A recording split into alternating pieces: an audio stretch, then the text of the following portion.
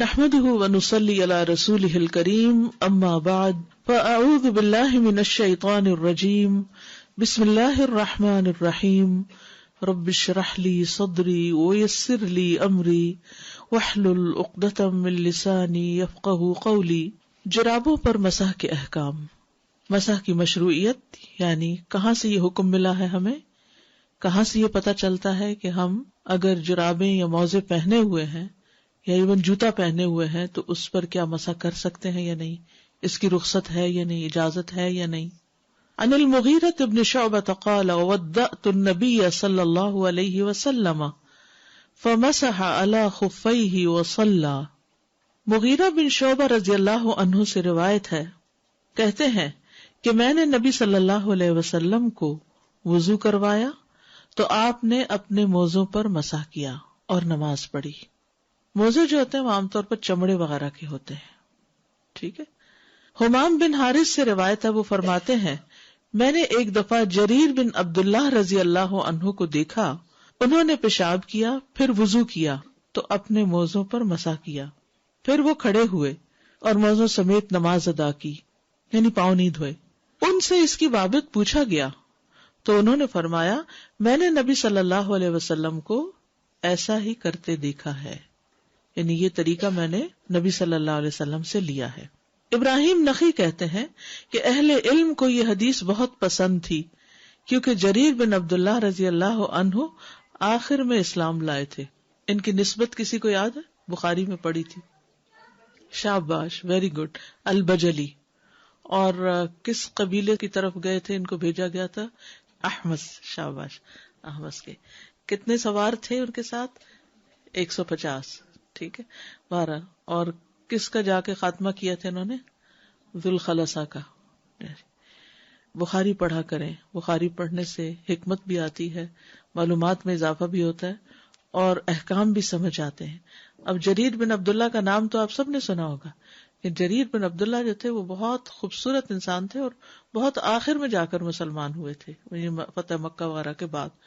تو اہل علم کو یہ حدیث کیوں پسند آتی؟ کیونکہ آخری عمر میں انہوں نے یہ فعل نبی صلی اللہ علیہ وسلم کا دیکھا، تو اس کا مطلب ہے کہ ہم کر سکتے، اس حکم میں کوئی تبدیلی نہیں آئی، ٹھیک ہے۔ موزے اور جراب کا فرق۔ ابن عثیمین کہتے ہیں موزوں سے مراد ایسی چیز ہے جو پاؤں میں پہنی جاتی ہے، خواہ وہ چمڑے کی ہو یا اسی طرح کی کوئی اور چیز ہو جیسے ریکسین وغیرہ ہوتی ہے۔ جرابوں سے مراد پاؤں پر پہنے جانے والا سوتی یا اسی طرح کی دیگر کسی اور چیز کا کپڑا، یعنی تھریڈ، چاہے کاٹن کا ہو، چاہے وہ وولن ہو، چاہے وہ ریشم ہو، یعنی جراب کا کپڑا جو ہے وہ کسی بھی دھاگے سے بنا ہو سکتا ہے، لیکن یہ دھاگے سے بنی ہوئی چیز ہے۔ موزہ کس سے بنا ہوتا ہے؟ چمڑا یا اس سے ملتی جلتی چیز جیسے ریکسین وغیرہ، اور جراب دھاگے سے بنی ہوئی یا اون سے بنی ہوئی یا ریشم سے بنی ہوئی۔ اب نبی صلی اللہ علیہ وسلم نے تو موزوں پر مسح کیا تھا، تو آپ جرابوں پر کیوں شروع ہو گئے؟ ابو ہریرہ رضی اللہ عنہ سے روایت ہے کہ رسول اللہ صلی اللہ علیہ وسلم سے سوال کیا گیا تو کہا گیا اے اللہ کے رسول، آپ کا اس آدمی کے بارے میں کیا خیال ہے جو بے وضو ہو جاتا ہے، پھر وضو کرتا ہے اور موزوں پر مسح کرتا ہے، تو کیا وہ نماز پڑھ سکتا ہے؟ آپ نے فرمایا ایسا کرنے میں کوئی حرج نہیں، یعنی موزوں پر مسح کرنا جائز ہے۔ یعنی آپ سے جب سوال کیا گیا تو آپ نے اس کا جواب دیا۔ اور جراب پر مسح کرنے کا جواز کیا ہوا کہ جرابیں مسح کرنے میں موزوں کے ہی قائم مقام ہے، جہاں موزے پہنے جاتے ہیں وہیں جراب پہنی جاتی ہے۔ اب گلوز پر مسح کے کوئی حکم نہیں ہے، بازوؤں کے اوپر مسح نہیں ہے، کیونکہ نبی صلی اللہ علیہ وسلم نے نہ قمیص پہ کیا، نہ جبے پہ کیا، نہ کوٹ پہ، کسی چیز پہ بھی نہیں کیا۔ تو اس لیے جرابیں موزے کے قائم مقام ہے، یعنی انہی جیسی چیز ہے، اس لیے اس کا جواز ہے۔ اور ابن حزم نے صراحت بیان کی کہ اگرچہ جرابیں بالخصوص عورت کے لیے ریشم کی ہی کیوں نہ بنی ہو، ان پر بھی مسح کرنا جائز ہے۔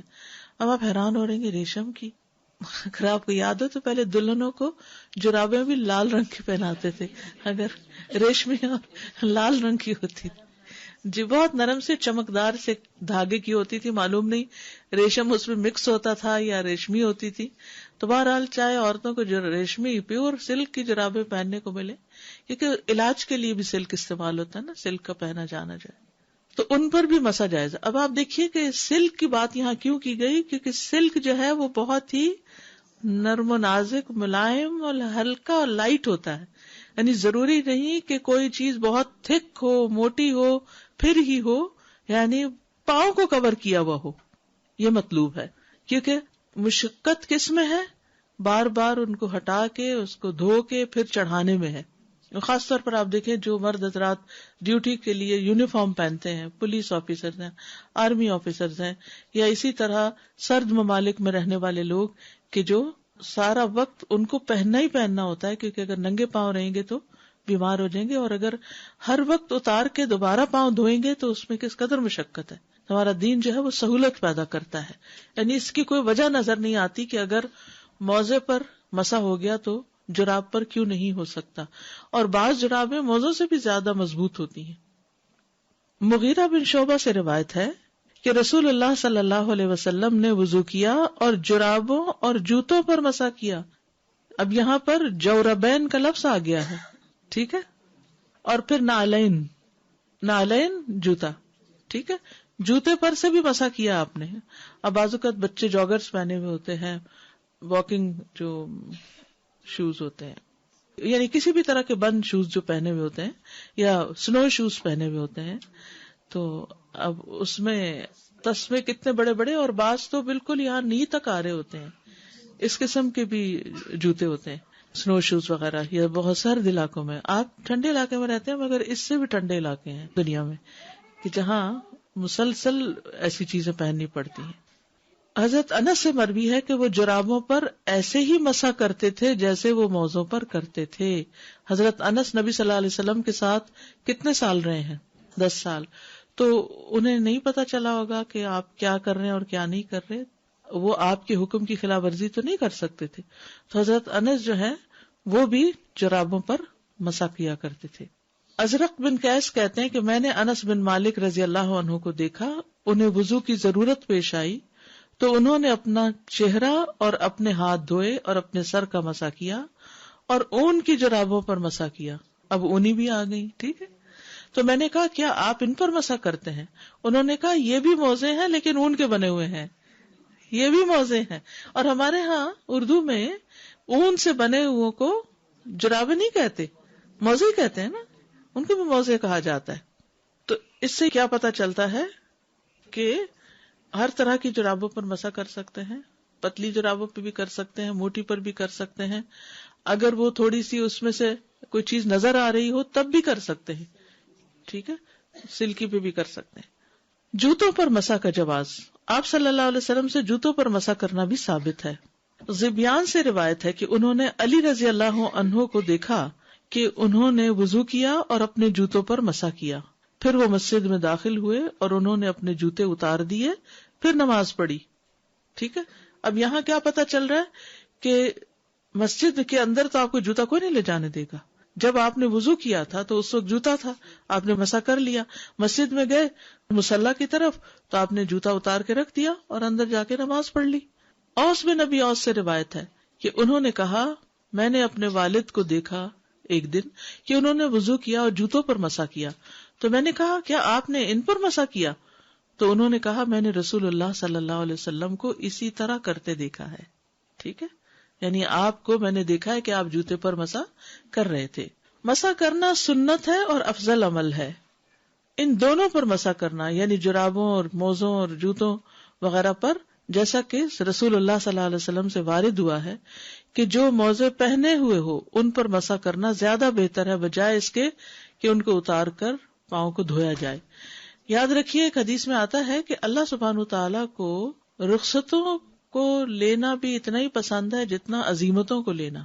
یعنی جتنا انسان اپنے پابندیاں جو ہیں ان کو نبھاتا ہے صحیح طور پر کہ 3 دفعہ دھونا ہے مثلاً یا مکمل وضو کرنا ہے، جیسے بہت ساری چیزیں ہیں، منہ دھونا ہے، بازو دھونے ہیں، پاؤں دھونے ہیں، مسا کرنا ہے، کان کا مسا کرنا ہے. تو اتنے پرٹیکولرلی ہم اس سارا وضو کرتے ہیں چاہے تھوڑا پانی زیادہ ہو. لیکن جب رخصت کی بات آتی تو ہم پریشان ہو جاتے ہیں کہ جس دین میں اتنا ڈسپلن ہے وہاں ہم کیا اس سے باہر بھی کبھی آ سکتے ہیں؟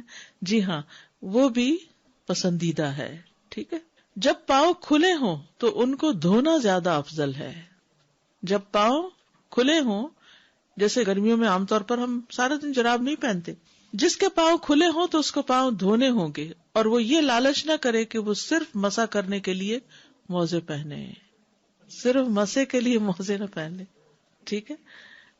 اور آپ کے پاؤں جب کھلے ہوتے تو آپ ان کو دھوتے، اور جب آپ نے موزے پہنے ہوتے تو آپ مسح کیا کرتے تھے. یعنی بعض اوقات انسان کا وضو ہوتا ہے نا، تو انسان کہتا ہے چلو تازہ وضو کر لیتا ہوں، تو اچھا چلو میں پہلے جرابیں پہن لوں، تاکہ اگر پاؤں پہلے سے ہی کھلے ہیں تو کھلے رہنے دیں. الا یہ کہ بعض لوگوں کو تکلیف ہوتی ہے. آپ کو معلوم ہے کہ جب انسان کی عمر زیادہ ہوتی جاتی ہے تو پانی میں زیادہ ہاتھ پاؤں ڈالنے سے جسم میں دردیں شروع ہو جاتی ہیں. تو ایسی صورت میں پھر اگر کوئی شخص اپنے آپ کو تکلیف سے بچانے کے لیے موزے پہنتا ہے تو وہ اور بات ہے کہ مجھے پاؤں پہ پانی نہ ڈالنا پڑے. یا بعض لوگوں کے لیے پاؤں دھونا بڑا مشقت کا کام ہے، جی جھکنا اور دھونا، تو ان کے لیے بھی سہولت ہے. رسول اللہ صلی اللہ علیہ وسلم نے فرمایا جب تم میں سے کوئی وضو کرے اور اس نے موزے پہن رکھے ہوں تو وہ ان ہی میں نماز ادا کرے اور ان پر مسح کرے، پھر اگر چاہے تو انہیں نہ اتارے سوائے اس کے کہ اسے جنابت لاحق ہو جائے، یعنی جنبی ہو جائے، انسان غسل واجب ہو جائے تو جرابیں اتارنی ہی ہوگی، موزے اتارنے ہوں گے، بند جوتے اتارنے ہوں گے، اور پھر غسل کرنا ہوگا. تو غسل میں انسان یہ نہیں کر سکتا کہ اس قسم کے موزے پہن کے رکھے کہ جس میں اوپر سے پانی بہ جائے اور انسان کے میرا غسل ہو گیا، نہیں، اور میں پاؤں پہ مسح کر لیتا ہوں، نہیں، اس میں پھر پاؤں سے جوتا اتارنا ہے. مسح کا طریقہ، آپ صلی اللہ علیہ وسلم موزوں کے ظاہری یعنی اوپر والے حصے میں بس مسح کرتے تھے، نیچے والی سائڈ سے ہاتھ نہیں پھیرتے تھے، اونلی ونس اوپر والی سائڈ سے. آمش اپنی سند سے اس حدیث کو روایت کرتے ہیں، حضرت علی رضی اللہ عنہ نے کہا کہ میں پاؤں کے نیچے والے حصے ہی کو زیادہ لائق سمجھتا تھا کہ نیچے پاؤں زمین پہ لگتا ہے تو نیچے مسح ہونا چاہیے کہ اسے دھویا جائے، حتیٰ کہ میں نے رسول اللہ صلی اللہ علیہ وسلم کو دیکھا کہ آپ صلی اللہ علیہ وسلم اپنے موزوں کے اوپر کے حصے ہی کا مسح کرتے تھے، تو انہوں نے صرف پھر اوپر ہی مسح کرنا شروع کیا. عبد خیر کہتے ہیں کہ میں نے ایک مرتبہ علی رضی اللہ عنہ کو وضو کرتے ہوئے دیکھا، انہوں نے جوتوں پر مسح کیا، پھر فرمایا اگر میں نے اللہ کے رسول کو ایسا کرتے نہ دیکھا ہوتا جیسے تم نے مجھے کرتے دیکھا ہے تو میری رائے یہ ہوتی کہ پاؤں کا نچلا حصہ ان کے اوپر والے حصے سے مسح کیے جانے کا زیادہ حقدار ہے. یعنی عقل تو یہی کہتی ہے نا کہ انسان نیچے سے کرے، لیکن دین جو ہے وہ عقل کے تابع نہیں ہے، اس کے اپنی ہی حکمت ہے، اور یہ سب کچھ اللہ کی طرف سے آیا. تو عبادت میں اصل کیا ہے؟ اطاعت. عبادت کا معنی کیا ہے؟ اطاعت. ٹھیک ہے. مسح کی شرائط، نمبر 1، طہارت کی حالت میں پہنا ہو موزہ. یہ بڑی اہم بات ہے، یعنی آپ نے جو موزہ یا جوتا وضو کی حالت میں پہنا ہے اس پر مسح ہوگا. ٹھیک ہے. تو پہلی شرط کیا ہے؟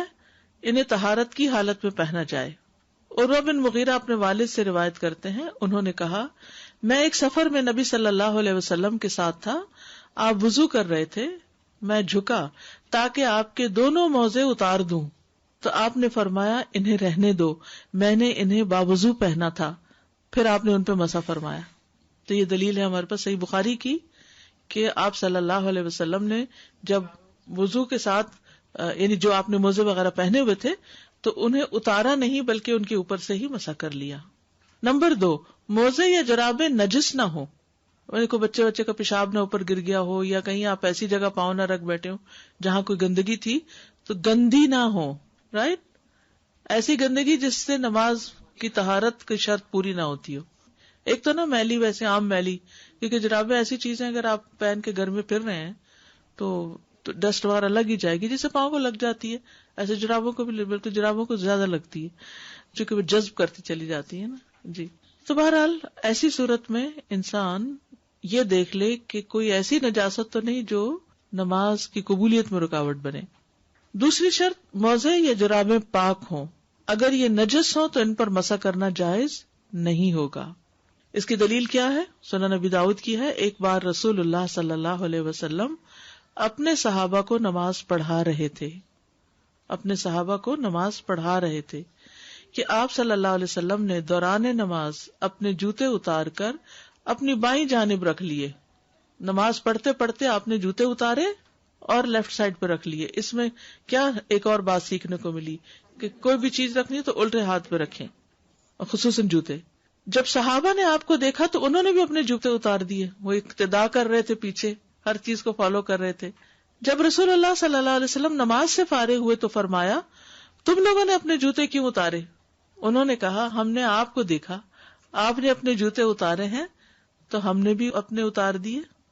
رسول اللہ صلی اللہ علیہ وسلم نے فرمایا بے شک جبریل علیہ السلام میرے پاس آئے اور مجھے بتایا کہ آپ کے جوتے میں گندگی لگی ہے، اور آپ نے فرمایا جب تم میں سے کوئی مسجد میں آئے تو دیکھ لیا کرے، اگر اس کے جوتوں میں کوئی گندگی یا نجاست نظر آئے تو اسے پوچھ ڈالے، پھر ان میں نماز پڑھ لے. اب آپ دیکھیے جب ہم یہ پڑھتے نہیں حدیث تو خیال آتا ہے آپ کو تو جبریل نے آ کے بتا دیا، ہمیں کون بتائے گا؟ تو آپ نے اس کا حل بتا دیا نا. کیا بتایا؟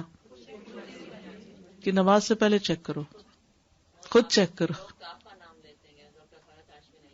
جہاں کوئی حدیث ہو تو اس میں کسی دوسرے انسان کے نام لینے کی ضرورت نہیں، نہ میرا نہ کسی اور کا. وہاں یہی کہیں کہ نبی صلی اللہ علیہ وسلم نے ایسا فرمایا یا ایسا کیا.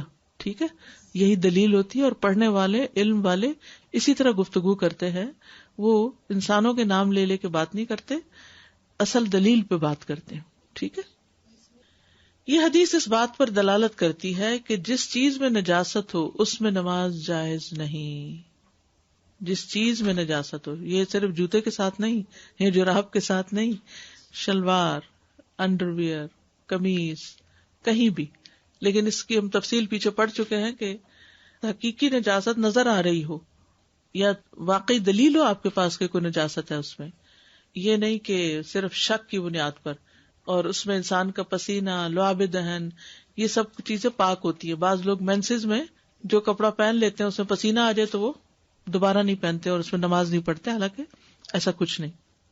یہ حدیث اس بات پر دلالت کرتی ہے کہ جس چیز میں نجاست ہو اس میں نماز جائز نہیں، کیونکہ نجس چیز کا جب پانی کے ساتھ مسح کیا جائے گا تو مسح کرنے والا نجاست کے ساتھ لت پت ہو جائے گا، تو اسے باوضو کہنا درست نہیں ہوگا. ٹھیک ہے، یعنی پوچھ لو کا مطلب کیا ہے؟ ڈرائی کلین کرو، گیلے سے نہیں، کیونکہ اس سے کیا ہوگا اور پھیل جائے گی نجاست. تیسری شرط، ان پر حدث اصغر میں مسح کیا ہو، نہ کہ جنابت یا کسی ایسی حالت میں جو غسل کو واجب کرتی ہے، جیسے منی کا نکلنا یا احتلام کا ہونا یا اور اسی طرح. صفوان بن اسال کہتے ہیں کہ رسول اللہ صلی اللہ علیہ وسلم ہمیں حکم دیتے تھے کہ ہم 3 دن تک اپنے موزے نہ اتاریں سوائے اس کے کہ جنابت کی وجہ سے غسل کرنا پڑے، لیکن پیشاب، پخانے یا نیند کی وجہ سے موزے اتارنے کی ضرورت نہیں. اور یہ 3 دن جو ہیں یہ سفر کے ہیں. ٹھیک ہے، آگے مدت آ رہی ہے، یہاں کسی اور وجہ سے دلیل لائی گئی ہے. پھر حدث اصغر میں مسح ہوگا، حدث اکبر میں نہیں ہوگا. چوتھی شرط، شریعت کی مقرر کردہ مدت تک مسح ہوگا. مقیم کے لیے اس کی مدت 1 رات دن، جبکہ مسافر کے لیے 3 دن راتیں ہیں. اوکے، مسافر 3 دن تک جرابیں نہ اتارے تو کوئی بات نہیں، 72 آورز. لیکن دوسرا 24 آورز، یعنی دن سے مراد یہ نہیں کہ جب سورج نکلے اور غروب ہو جائے تو دن ختم ہو گیا. اس کا مطلب یہ کہ جب آپ کا وضو ٹوٹا، پہنا بھی نہیں، جب آپ کا وضو ٹوٹا، مثلاً آپ نے صبح تہجد کے وقت وضو کیا، جرابیں پہن لی اور اشراق تک آپ بالکل وضو سے رہے، اشراق کے وقت آپ کا وضو گیا تو اس وقت سے لے کر اگلے دن اشراق تک آپ انہی موضوع میں دوبارہ بار بار مسح کر سکتے. ٹھیک ہے، یعنی صرف موزے پہننے کا ٹائم نہیں کاؤنٹ ہوگا بلکہ جب وضو، جی ہاں، اس وقت سے 24 آورز. حضرت علی کہتے ہیں کہ رسول اللہ صلی اللہ علیہ وسلم نے مسافر کے لیے 3 دن اور اس کی راتیں اور مقیم کے لیے 1 دن اور 1 رات کی اجازت دی ہے، یعنی جرابوں پر مسح کی مدت.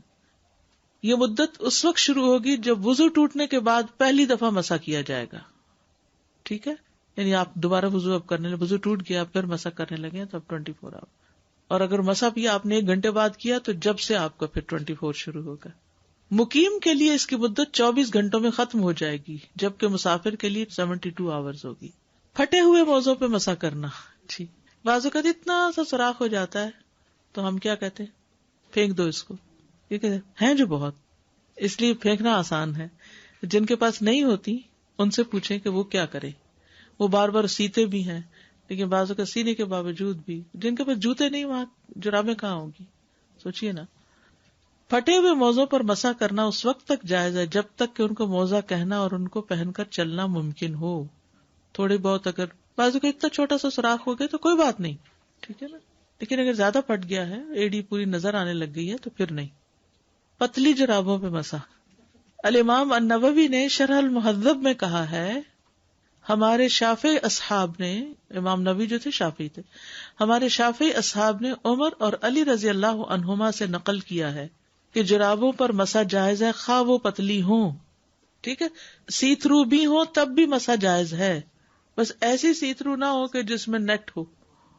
کیونکہ ہاں دیکھیں بعض جرابیں صرف فیشن کے لیے پہنی جاتی ہیں، کسی خاص مقصد کے لیے نہیں، اور ان میں اتنے بڑے بڑے سوراخ ہوتے ہیں اور وہ ایک نیٹ کی طرح صرف ڈیکوریشن کے لیے چڑھا لی جاتی ہیں، تو ان میں نہیں. لیکن یہ کہ پوری بنی ہوئی ہے، مگر مٹیریل ایسا ہے. آپ دیکھیں سنتھیٹک ایسا مٹیریل بھی ہوتا ہے، بہت سٹرڈی ہوتا ہے، لیکن اس میں سے اسکن نظر آ رہی ہوتی ہے، تو ڈزنٹ میٹر، اس پہ بھی آپ مسح کر سکتے ہیں. اصل چیز ہے مشقت سے بچانا. ٹھیک ہے، یہاں ختم ہو گیا آپ کا مسح. اب آپ کے کوئی سوال ہوں تو آپ کر سکتے ہیں. جی استاذہ، مجھے پوچھنا ہے کہ وضو کے فوراً بعد ہی ہمیں موزے پہننا چاہیے، یا ہم وضو کر لیتے ہیں اور سم ٹائم کہتے ہیں نماز پڑھ کے پھر ہمیں لگتا ہے کہ میں نے موزے دوبارہ پہن سکتی ہوں، ابھی میرا وضو ہے تو؟ ہاں جب مرضی پہنے، لیکن وضو کی حالت باقی ہو. وضو کی حالت وضو کی حالت باقی نہیں. وضو کرتے ہی جرابیں پہننا لازم نہیں. جب آپ کا دل چاہے بس اس وقت میک شور کریں کہ آپ وضو کی حالت میں ہیں، تب آپ مسح کر سکتے ہیں. میرا سوال یہ ہے کہ ہم نے دیکھا کہ موزوں کے ساتھ ساتھ جوتوں پر بھی مسح کیا جاتا ہے. جی ہاں، تو جب ہم یہاں کے حالات میں جوتے اتارتے ہیں تو وہ مسح قائم رہے گا؟ مسح قائم رہے گا کیونکہ اس کے نیچے جرابیں ہوگی نا. جی اگر جرابیں نہ ہو تو پھر نہیں. اگر وضو کی حالت میں جوتا اور جراب دونوں پہن لی تو پھر جب آپ مسح کرنے لگیں گے تو مسح جوتے پر ہو گیا. اب مسجد کے اندر جانا ہے تو پاؤں ننگے نہیں آپ جا سکتے، کیونکہ دا مومنٹ آپ کا پاؤں ننگا ہوگا آپ کا مسح ختم ہو جائے گا. اگر جراب اور جوتا دونوں پہنے ہوئے ہیں اور مسجد میں جاتے ہوئے جوتا آپ اتار دیتے ہیں، جراب میں اندر جاتے ہیں، کافی.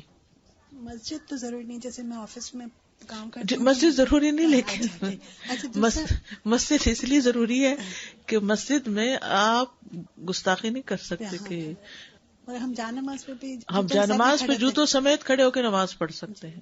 ٹھیک ہے، وہ یہ ہوتا ہے نا واش روم میں گئے وہی جوتوں میں. ہاں تو ٹھیک ہے، اگر کوئی چیز نظر آ رہی ہے ٹھیک ہے، صحیح. اور دوسرا سوال یہ تھا استاذہ کہ جیسے ہم وضو کر کے ہم گئے اور پھر ہم صرف واش روم، ہم نے صرف ٹوائلٹ یوز کیا اور وضو نہیں کیا، اور پھر بعد میں ظہر کے ٹائم پہ وضو کیا، تو یہ جو درمیان کا وقت ہے یہ کیا بے وضو رہ سکتے ہیں یا ہاں رہ سکتے ہیں؟ اچھا رہ سکتے اس سے کوئی فرق نہیں. یعنی وضو تو نماز کے لیے شرط ہے، ہر وقت وضو کے ساتھ رہنا بہت اجر کی بات ہے، لیکن اگر ہر وقت وضو نہ رکھ سکے تو کوئی حرج نہیں.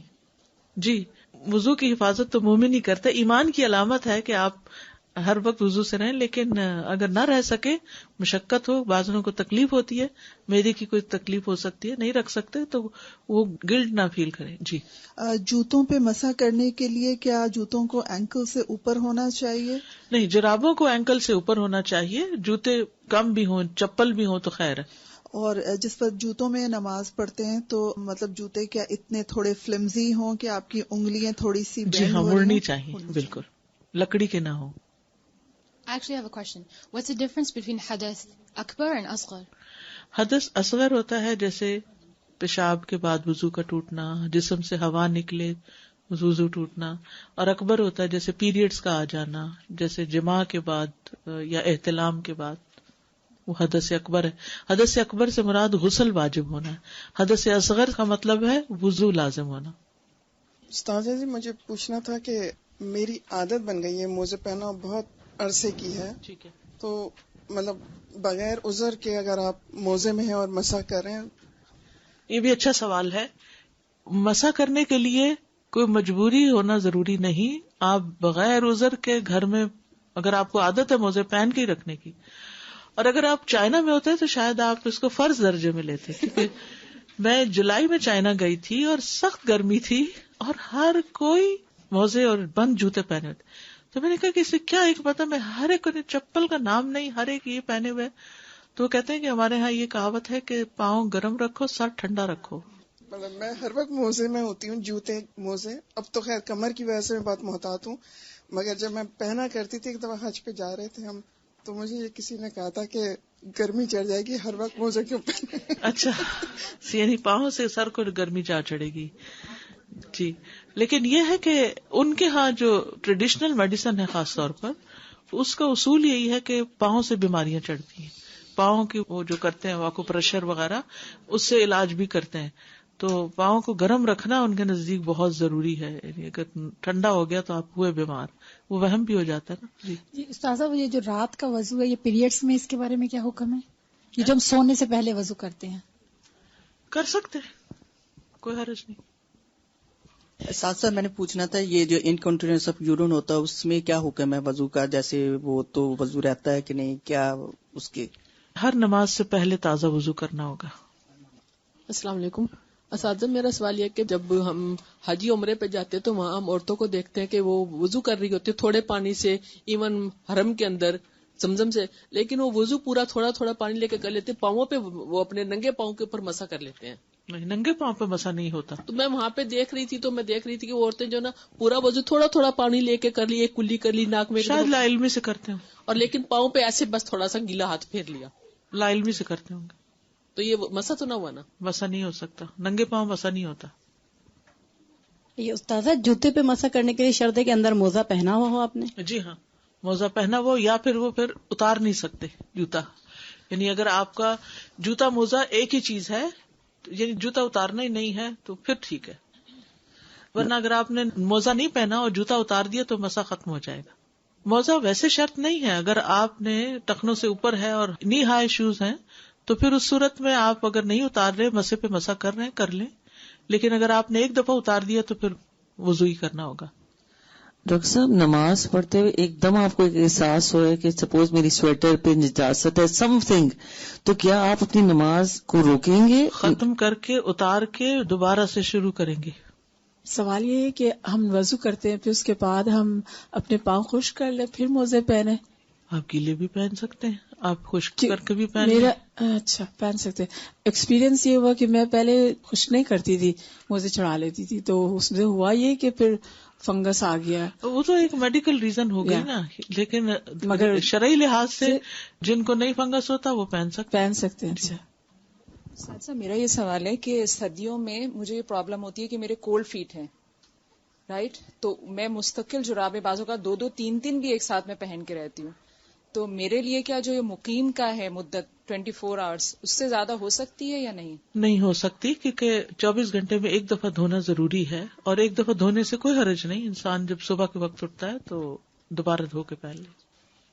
آپ مجھ سے بعد میں ایک دوا پوچھ لیجیے, میں آپ کو بتاؤں گی, جس سے انشاءاللہ ٹھیک ہوں گی آپ. جی, اگر لیکوریا کا پرابلم ہو تو پھر وضو پھر کیسے کریں؟ وضو تو ایک ہی طریقہ ہے. جیسے ہم کبھی کر کے وضو گھر سے نکلتے ہیں نماز پڑھنے کے لیے, تو ایک نماز پڑھ سکتے, 1-8 گھنٹہ ہو جاتا, اس کے بعد نماز کا ٹائم شروع ہوتا, پڑھ لیں.